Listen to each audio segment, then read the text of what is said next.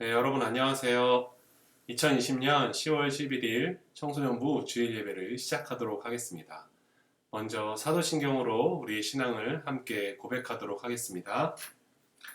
나는 전능하신 아버지 하나님 천지의 창조주를 믿습니다. 나는 그의 유일하신 아들 우리 주 예수 그리스도를 믿습니다.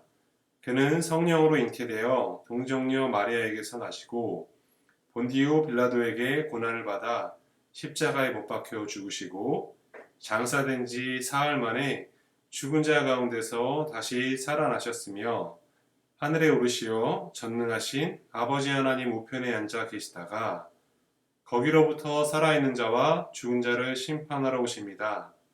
나는 성령을 믿으며 거룩한 공교회와 성도의 교제와 죄를 용서받는 것과 몸의 부활과 영생을 믿습니다.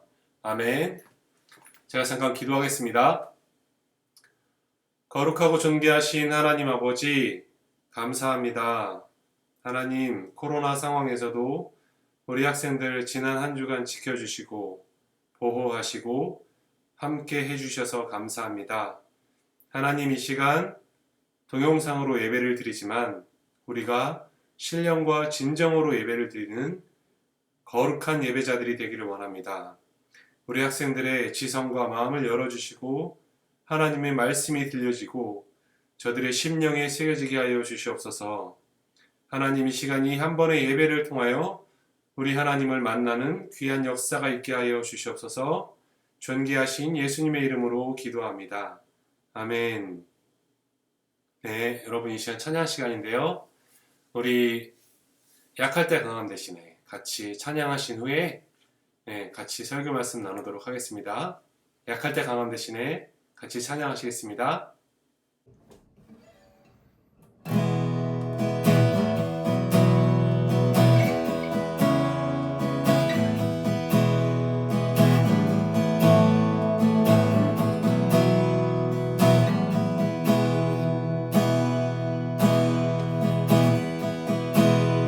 약할 때 강함 대신에 나의 보배가 되신 주 나의 모든 것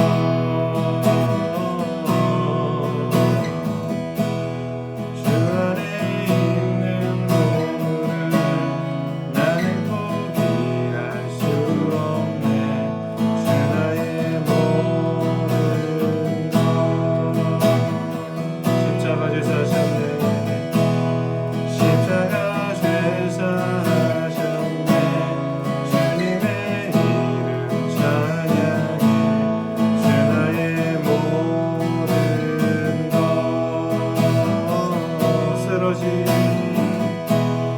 쓰러진 나를 세우고 나의 빈잔을 채우네 주 나의 모든 것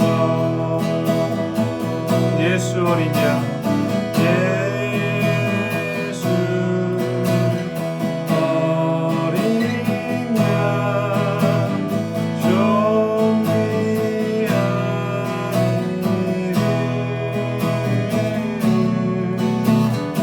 예수 어린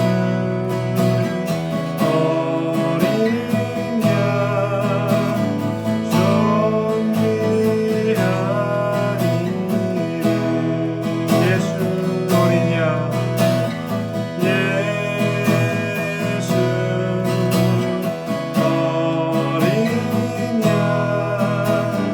존귀한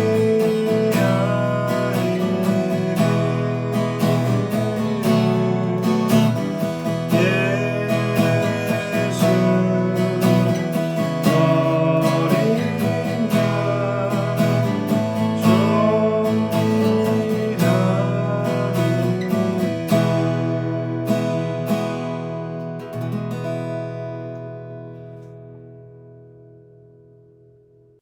아멘. 네. 같이 말씀 보도록 하겠습니다. 오늘 말씀은 고린도후서 12장 7절에서 10절 말씀입니다. 고린도후서 12장 7절에서 10절 말씀 같이 읽도록 하겠습니다. 여러 계시를 받은 것이 지극히 크므로 너무 자만하지 않게 하시려고 내 육체의 가시 곧 사탄의 사자를 주셨으니 이는 나를 쳐서 너무 자만하지 않게 하려 하심이라. 이것이 내게서 떠나게 하기 위하여 내가 3번 주께 간구하였더니 나에게 이르시기를 내 은혜가 내게 족하도다. 이는 내 능력이 약한 데서 온전하여 짐이라 하신지라. 그러므로 도리어 크게 기뻐함으로 나의 여러 약한 것들에 대하여 자랑하리니 이는 그리스도의 능력이 내게 머물게 하려 함이라. 그러므로 내가 그리스도를 위하여 약한 것들과 능력과 궁핍과 박해와 곤고를 기뻐하노니 이는 내가 약한 그때에 강함이라. 아멘. 네. 오늘 말씀 전하도록 하겠습니다. 내가 약할 그때에 오히려 내가 강하기 때문입니다. 네, 고린도서 12장 10절이 바로 오늘 설교 제목입니다. 네, 여러분 잘 지내셨어요? 한 주? 벌써 여러분 10월 두 번째 주일인데요. 우리는 언제쯤 같이 예배할 수 있을까요? 정말 여러분들의 얼굴을 보면서 함께 예배하고 싶은 마음이 간절해집니다. 아마 여러분들도 같은 마음일 거라고 생각해요. 저나 여러분이나 더 조금만 참고 같이 인내하면 좋겠습니다. 그리고 여러분 부탁하기는 우리 시간을 조금만 성장하는 그런 기회로 삼기를 원합니다. 여러분 지금 완연한 가을이잖아요. 가을. 여러분 가을이 되면 나무들이 어떤 준비를 하시는지 아시나요?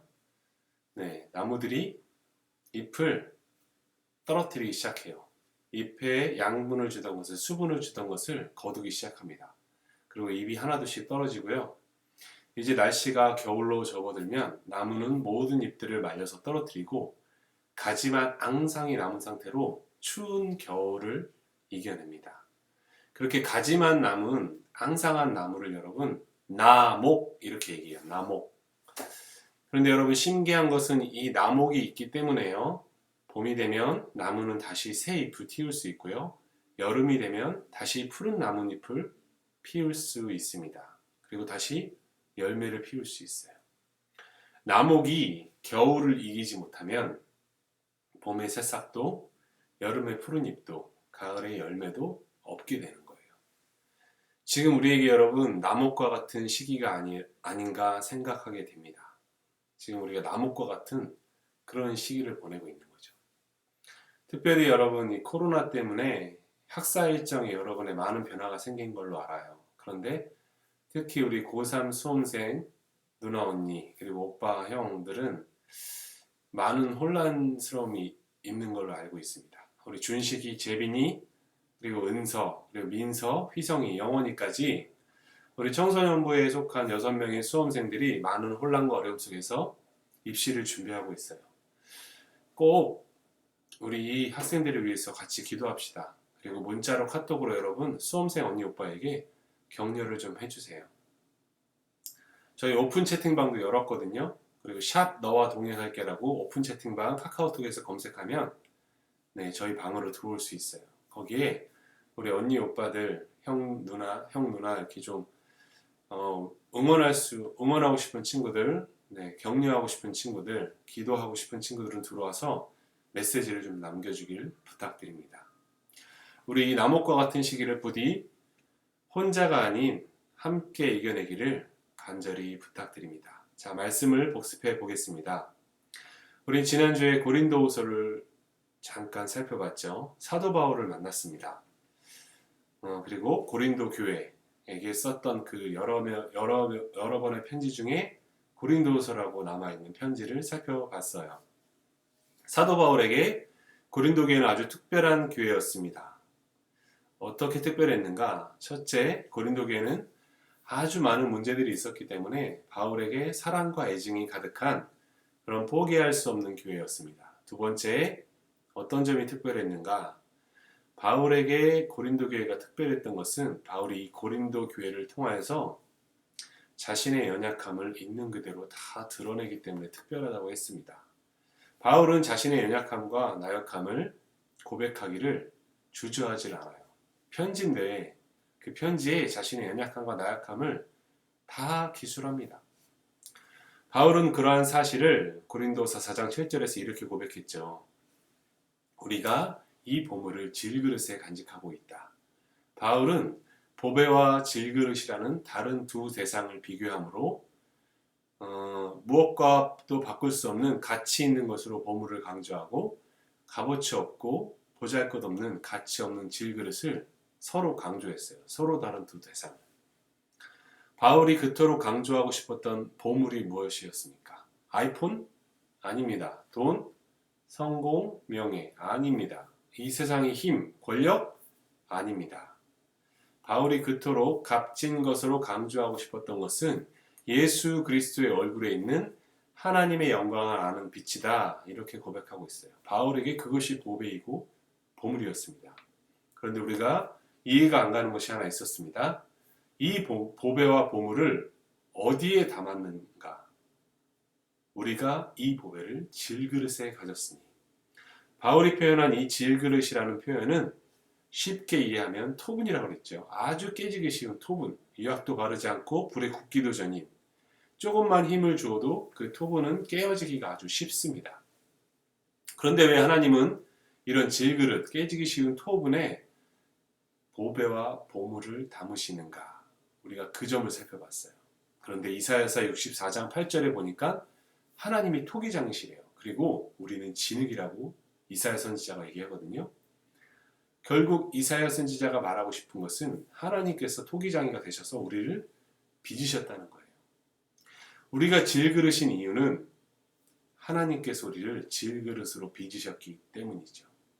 왜 그럴까요? 하나님의 목적이 있기 때문이죠.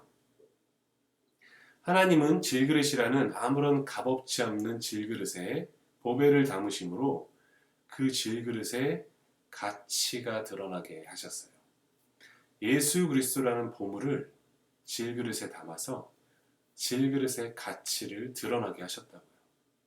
보물을 담은 질그릇은 아무것도 아니죠. 가치가 없는 거예요. 그런데 보물을 드러내기 위해서 질그릇이 비로소 자신의 가치를 드러내기 시작하는 거예요. 질그릇 자체로는 어떤 가치도 발생하지 않습니다. 무가치하고 하찮고 볼품없는 거예요.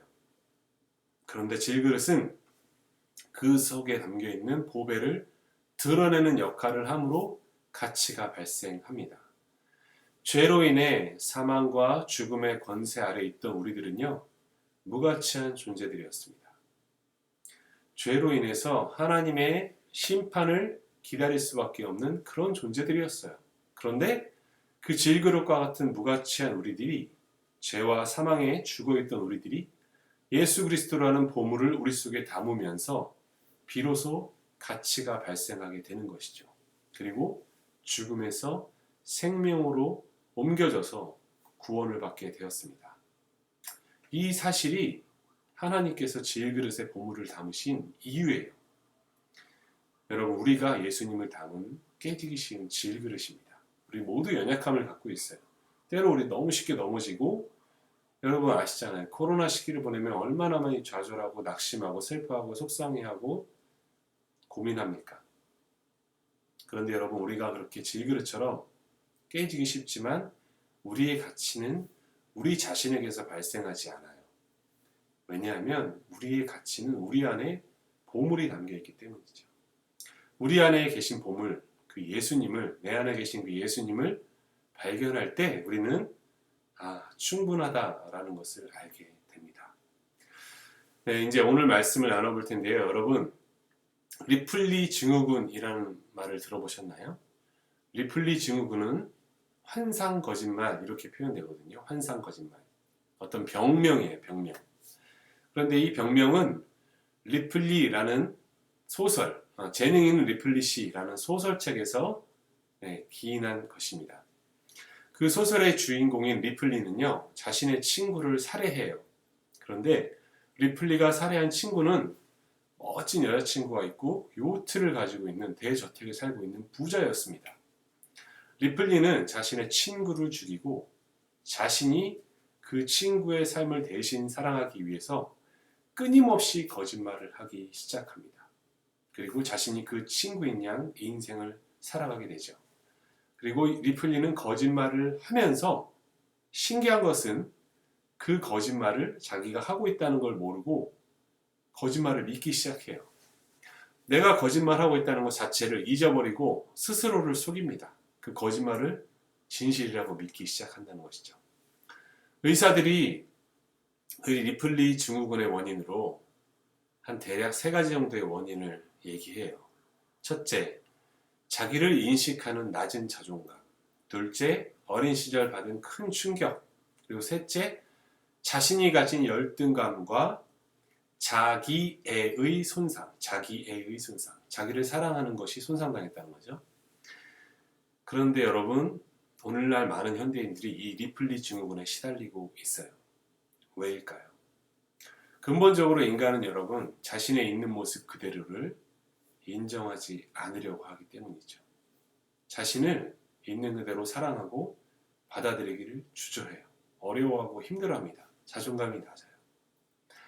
인간은 여러분 하나님께 죄를 짓고 난 다음에 자신의 죄를 감추려고 했어요. 숨기 시작했다고요. 죄를 짓고 나서 하나님으로부터.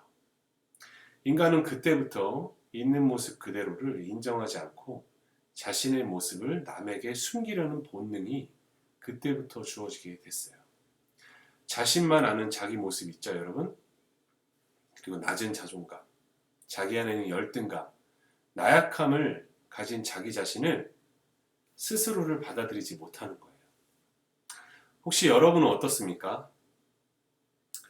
여러분도 있죠. 여러분만 아는 여러분의 모습, 남들이 알면 안 되는, 남들에게 숨기고 싶은 은밀한 자기만의 모습, 자기 속에 있는 생각들, 부끄러운 속마음, 친구에게 말 못하고 숨기고 싶은 여러분들의 진짜 모습이 있지 않냐는 말입니다.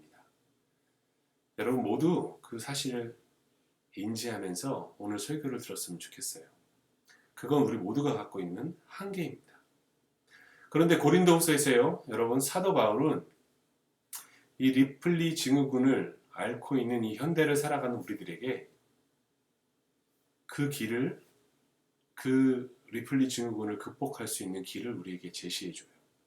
자신을 있는 그대로 받아들이는 모습. 사도 바울은 고린도 교회를 통해서 하나님 앞에서 자신이 어떤 존재인지 깨닫게 되었습니다. 여러분, 결론부터 말씀드리자면 신앙은 여러분, 우리가 가진 믿음은 하나님 앞에서 참된 자신을 발견하는 거예요. 그리고 하나님이 은혜로 주신 이 삶을 성실하게 살아가는 것입니다. 바울은 자신의 참된 모습을 하나님 앞에서 발견하고 하나님의 은혜를 경험하면서 놀라운 비밀을 깨닫게 되었습니다. 그것이 무엇인지 우리 차근차근 알아보기를 원합니다. 바울이 개척했던 고린도 교회가 어떤 문제를 갖고 있었는지 이제 말을 안 해도 여러분이 다 아실 겁니다. 그런데 고린도 교회가 가지고 있었던 아주 많은 문제들 중에 더 심각한 문제가 하나 있었는데요. 고린도 교회 안에 외부에서 고린도 교회 안으로 들어온 사람들이 있었습니다. 그 사람들은 바로 바울을 반대하고 배척하고 공격했던 유대인 거짓 교사들이었습니다. 그들은요, 여러분 바울을 끊임없이 공격하고요. 바울을 미워하고 대적했습니다. 같은 그리스도인이었어요. 그런데 이들은 바울을 공격해요. 왜 그랬을까요? 유대인 그리스도인들은 여러분 예수님을 믿기도 했지만요. 동시에 구약으로부터 전해진 율법을 그대로 지켜야 한다고 강조했습니다. 그들은 이방인 그리스도인들, 이 고린도 교회가 이방인 그리스도인 교회잖아요. 복음을 듣고 예수님을 믿게 된 이방인들에게 예수님을 믿는 것만으로는 충분하지 않다고 주장을 했어요. 그들은 예수님도 믿고 구약의 율법도 지켜야 한다고 강조했습니다. 하지만 바울은 달랐어요. 구약의 모든 예언을 예수님께서 성취하셨기 때문에 굳이 유대인이 아닌 이방인들에게 율법의 의무를 지우는 것은 예수님께서 주신 복음이 아니라고 생각을 했습니다. 그래서 바울의 대적자들이 율법 때문에 바울을 미워하기 시작했고 바울을 쫓아다니면서 방해하고 회방하기 시작했던 거예요. 바울의 대적자들은 복음 전도자인 바울이 율법을 어긴다고 생각했습니다. 그들은 율법을 지켜야만 구원을 받을 수 있다고 그럴듯한 말로 뻥을 치면서 교묘하게 고린도 교회 교인들을 미혹하기 시작했어요. 그리고 그들은 수치와 명예를 중시하던 그 고린도 교회 사람들의 마음을 얻으려고 자신들을 자랑하기 시작했습니다. 그들은 자신들이 진짜 예수님의 제자라고 스스로 자랑했고요. 예루살렘 교회의 추천장을 자랑했어요. 그리고 특별한 꿈과 환상을 보았던 자신의 영적인 경험들을 고린도 교회 사람들에게 자랑하기 시작했습니다. 자신이 꽤 괜찮은 사람이라는 거예요. 영적으로 아주 훌륭한 사람이다. 바울보다 내가 더 높은 사람이다. 바울보다 내가 더 뛰어난 교사다. 고린도 교회 사람들이 바울을 대적하도록 이간질을 시켰던 거예요. 바울의 대적자들은 바울이 갖고 있던 눈에 보이는 외적인 것들을 공격했습니다. 그에 대한 바울의 대답이 바로 우리가 읽은 여러분 본문이에요. 바울은 먼저 하나님께서 자신에게 주신 육체의 가시를 얘기하죠. 사도 바울에겐 여러분 치명적인 육체의 가시가 있었습니다. 그런데 이 육체적인 가시를 보기 전에 사도 바울이 어떤 사람이었는가를 먼저 아는 게 중요해요. 사도 바울은 여러분 사도행전 20장을 보면 사도 바울이 설교를 하는데 유두고라는 청년이 나무에서 떨어져서 죽어버려요. 근데 사도 바울이 어떻게 하신지 아세요? 죽었던 청년을 살립니다. 여러분 사도 바울은 예수님처럼 죽은 자를 살리는 능력이 있었던 사람이에요. 그런데 사도 바울에게 육체의 가시가 있었어요. 육체의 가시. 육체적인 질병이 있었다는 말이거든요. 사도 바울의 대적자들은 자신의 병도 치료하지 못하는 바울을 공격했어요. 아니 자기 병도 못 고치는 능력 없는 사람이 바울이 아니냐 뿐만 아니라 바울이 설교할 때요. 전도사님처럼 설교할 때 바울이 설교를 잘 못했나 봐요. 말을 잘 못했던 것 같아요. 힘이 없었던 것을 공격했습니다. 말에 힘이 없다. 여러분 당시에는 수사학이 고도로 발달한 시대였잖아요. 자신의 주장을 논리적으로 화려한 말솜씨로 전달하는 것을 최고로 여기던 시대였어요. 그런 문화 속에서 말에 힘도 없고 설교에 힘이 없는 바울을 바울의 대적자들이 공격했습니다. 그리고 그들은 바울의 사도권을 끊임없이 공격했어요. 사도권. 여러분 바울은 예수님의 직계 제자가 아니었잖아요. 바울은 여러분 살아계신 예수님을 한 번도 만나보지 못했던 사람이에요. 오히려 예수님 믿는 사람들을 잡아 죽이던 사람이죠. 그런데 후에 다메섹에서 길을 갔다가 환상 중에 예수님의 말씀을 듣고 예수님을 만나고 회심을 경험했던 사람이 바로 바울이에요. 그래서 바울의 대적자들은 내가 바로 예수님의 직계 제자고 바울 저 사람은 예수님을 한 번도 못 만났던 예수님의 제자가 아니라고 그래서 사도적 권위가 없다고 공격을 했던 것입니다. 만약 여러분들이 지금 설교를 듣고 있는 여러분들이 저에게 전도사님 설교할 자격이 없어요. 이렇게 공격한다면 제가 어떤 기분이겠어요? 전도사님 성경도 잘 모르잖아요. 신학교에서 공부 열심히 안 했잖아요. 전도사님 설교할 자격이 없어요. 여러분이 봐요. 저에게 설교하는 저에게 공격을 한다면 제 마음이 어떻겠어요? 그런데 이러한 대적자들의 모든 공격에 대한 바울의 답변이 우리가 읽은 오늘 본문이에요. 고린도후서 12장 10절. 그러므로 내가 그리스도를 위하여 약한 것들과 능욕과 궁핍과 박해와 곤고를 기뻐하노니 이는 내가 약한 그때의 강함이라. 이 고린도후서 말씀은 여러분 바울이 가진 모든 신앙의 근간이 되는 그런 고백이에요. 기초가 되는 고백. 약할 때 강함이라. 우리 아까 여러분 찬양했잖아요. 약할 때 강함 대신에 나의 보배가 되신 주 나의 모든 것. 여러분 바울이 활동했을 이 당시 2000년 전이나 지금 우리가 살아가는 오늘이나 세상에서 여러분 강함은 좋은 것이고요. 약함은 나쁜 것으로 여겨져요. 강한 사람을 좋아하죠, 여러분? 약한 사람을 좋아하는 사람 봤습니까? 강한 힘을 좋아하지 약한 힘을 좋아하는 사람이 어디 있어요? 약한 것, 연약한 것, 넘어지는 것, 쓰러지는 것, 비틀거리는 것, 서투른 것, 이런 것들은 모두 사람들이 싫어하는 거예요. 약점이라고 생각합니다. 그런데 오늘 바울의 고백이 뭐예요? 우리가 약하기 때문에 오히려 우리 안에 계시는 예수님을 의지함으로 우리는 진정한 강함을 갖게 된다는 말이에요. 그리스도인들이 여러분 능력으로 추구하는 강함은 세상이 추구하는 것과 다릅니다. 그리스도인이 여러분 추구하는 강함은 사람들이 갈등과 대립으로 분열할 때 그들이 하나가 될 수 있도록 먼저 섬기는 사람이 되는 거예요. 그게 강함입니다. 그리스도인들이 추구하는 강함은 세상이 교회를 비난하고 비판해도 겸손하게 그들의 말을 들어주는 거예요. 그리스도인이 추구하는 강함은 나를 아프게 했던 그 사람을 진심으로 용서하고 그 사람이 진정으로 하나님 앞에서 살아갈 수 있도록 축복해주는 용기입니다. 그것이 강함이에요.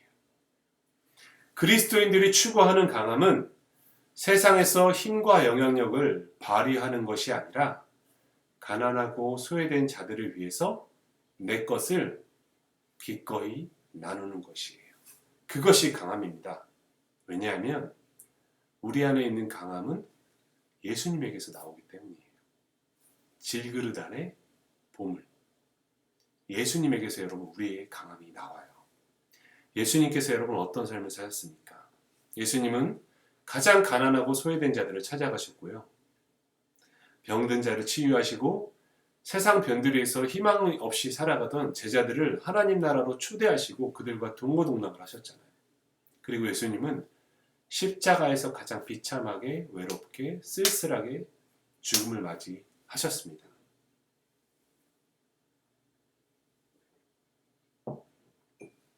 그런데 아이러니한 것은 역설적으로 십자가에 달리신 예수님께서 그 나약한 예수님께서 모든 사람에게 구원의 길을 여셨다는 말입니다. 가장 약할 때, 가장 연약할 때 세상의 기준으로 아무것도 없을 때 예수님은 십자가 위에서 진정한 강함을 소유한 분이 되신 거예요. 사도 바울이 이 비밀을 깨닫게 된 것입니다. 내가 약할 때 예수님은 진정한 강함을 나에게 주시는 분이구나. 우리는 이 사실을 깨달을 수 있어요. 사랑하는 청소년부 여러분, 지금 청소년의 시기가 어쩌면 여러분들에게 정서적으로, 감정적으로, 의지적으로 가장 나약할 때일 수 있습니다. 날마다 여러분의 몸은 성장하고 점점 성인이 되어가는 과정이 있는데 그 마음속에 일어나는 감정들, 그 연약함, 추스를 수 없는 감정의 골, 나약한 의지들이 여러분을 힘들게 할 수 있어요. 여러분 그건 자연스러운 겁니다. 그런데 그때 여러분이 꼭 기억하셔야 돼요. 우리 안의 약함은 그리스도이신 예수님의 능력을 우리 속에 머물게 하는 통로가 돼요. 다시 한번요. 우리가 가진 약함은요. 예수님의 능력을 우리 속에 머물게 하는 통로가 된다고요. 우리는 우리가 가장 약할 때 비로소 예수님의 진정한 능력을 맛보는 사람들입니다. 우리가 가진 약함을 여러분 세상의 기준으로, 세상의 눈으로, 세상의 관점으로 보지 마시고요. 예수님이 주시는 능력으로 그 연약함을 강함으로 바꾸어내는 믿음의 청소년부 학생들이 되기를 간절히 축복합니다. 우리는 더 이상 우리 안에 계신 보물이 있기 때문에 우리의 나약함 속에 머물 수가 없어요. 그 나약함을 예수님을 의지함으로 강함으로 바꾸어내는 여러분들이 되시기를 축복합니다. 기도하겠습니다. 거룩하고 존귀하신 하나님 아버지, 오늘도 고린도후서 말씀을 통해서 약할 때 강함 되시는 그 하나님 능력의 놀라운 비밀을 우리 학생들이 깨닫게 해주셔서 감사합니다. 하나님, 사춘기를 보내고 있는 우리 청소년부 학생들이 있습니다. 그리고 자신의 마음속에 일어나는 감정들로 추스를 수 없는 의지들로 나약한, 연약한 그런 모습으로 힘들어하고 있는 우리 친구들이 있다면 우리 안에 머물고 계시는 예수님을 의지함으로 강함을 허락하여 주시옵소서. 진정으로 강한 것이 무엇인지, 예수님 안에서 강한 것이 무엇인지 우리 학생들 깨닫게 하여 주시옵소서. 세상의 강함이 아니라 그리스도 안에 있는 예수님의 강함을 따르는 우리 학생들이 되게 하여 주시옵소서. 존귀하신 예수님의 이름으로 기도합니다. 아멘.